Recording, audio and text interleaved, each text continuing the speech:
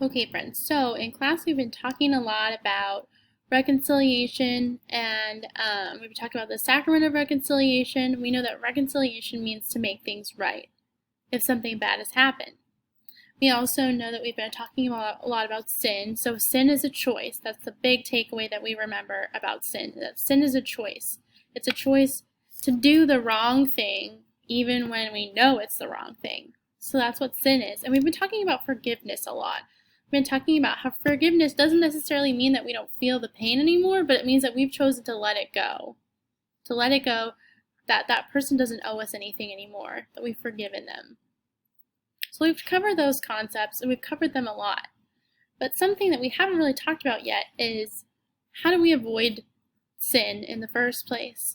How do we do the right thing instead? And I know it might sound really simple, but it's not really that simple. Sometimes it is. It's an easy choice.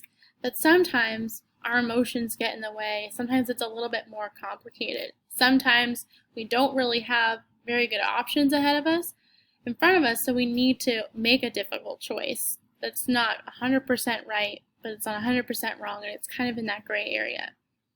So we're just going to talk about a little bit about how to do the right thing. So what we're going to do is I'm going to go ahead and have you play the video that I uploaded from Frozen 2.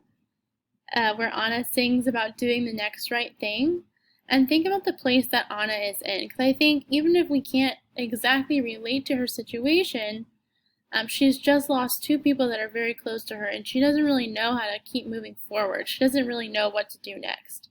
So I think we can all kind of put ourselves in that situation of not really knowing what to do next, or maybe feeling so overwhelmed or sad or mad that we don't know what to do next, and sometimes we just act, and that might not always be the right thing to do. So pay attention to what Anna's doing. Especially the part where she just takes a couple steps forward. She's not even sure what she's going to do. She's not looking way far ahead. She's just taking a couple of steps forward. So think about that, and think about how she figures out what to do next by doing the next right thing.